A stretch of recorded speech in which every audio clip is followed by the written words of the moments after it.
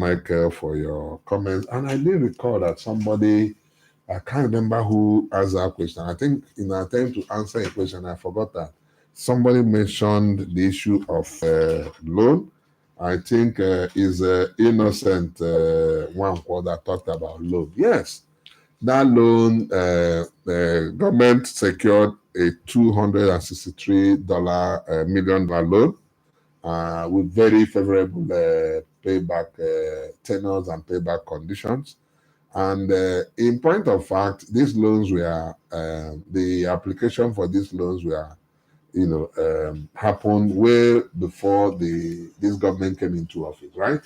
But it was during the tenure of His Excellency, Dr. Lex Otti, that a few right moves were made, and that those loans have been approved. But what I want to say is that there's no law or there's nothing bad in taking loans. What is key is the loans you're taking, what are they going to be used for? If you take a loan and use it and make the right kind of investment that will impact the lives of the people, then you would have done well.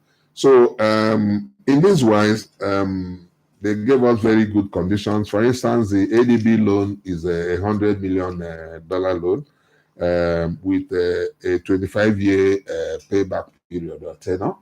And then they gave us about 7 to 8 years moratorium. What that means, the period of moratorium is the period where you don't pay back any interest, and you build up your capacity that you can pay back. For Islamic Bank, theirs is $125 million. They gave us a tenor of 20 years to pay back and about 5 years moratorium. And guess what? Their interest is 0.6%. 0. Almost nothing, almost interest free. Then for the Canadian Climate Change Fund, that one is $15 million, and it has an 8-year moratorium period and 25 years payback period. So their conditions are very, very good. But the key thing now is, and you can quote me, you can take this to the bank. His Excellency said, yes, we have acquired these loans, but we will not draw down unless there's a pressing need to draw down. So getting the loan approved is one thing. Drawing on the loan is an entirely different thing. So the loans have been secured, but they're just there, sitting and waiting for us when we want to. So His Excellency has promised that if there's need to draw them, because some of them are tied to certain projects, that the state government will do so and ensure that those projects are, executed to the letter. But where that does not happen, those monies are right there intact. I just felt I should give that update, because I know somebody asked that question. I think it was innocent. And when I was talking about his PR job he's doing for Enyimba Radio, I forgot to mention that. So Innocent, if you're listening, that's what it is.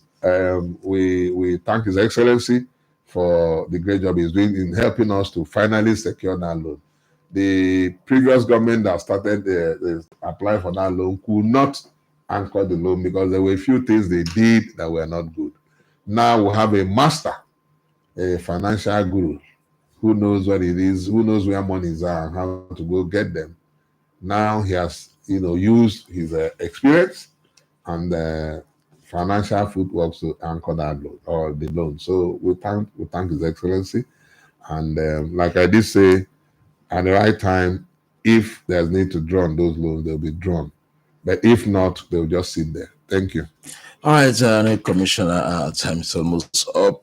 Can you just talk to Abians in just a second? Well, I want to thank Abians for the massive support they continue to give this government. I want them to continue to support the government, to continue to pray for His Excellency and his team. Much more importantly, they should disregard all these distractions from the so-called opposition. Do we really have opposition? I don't think we have any opposition here anymore.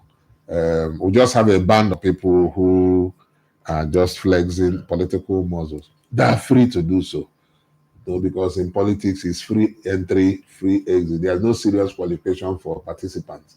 And that's why you have all manner of people, strutting the streets and calling themselves politicians. But if you're a politician and what you do does not affect the people, you hold power on their behalf, then you're not fit to answer than them politicians. So Abian should disregard all the noise and focus on how to work and take advantage of all the government is doing to further their own interest in all their respective enclaves. Thank you. All right, this is much we can take on Executive Briefer today in this week's edition.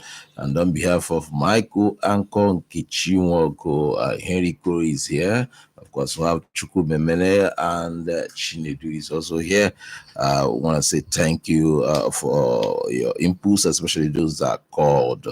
And I also want to thank our sister radio stations for simulcasting with us, Flow FM Omahia, Uri FM Aba, and of course, Family Love FM Omahia. I remain yours, Francis Wombani, saying keep a date with us same time next week. Bye for now.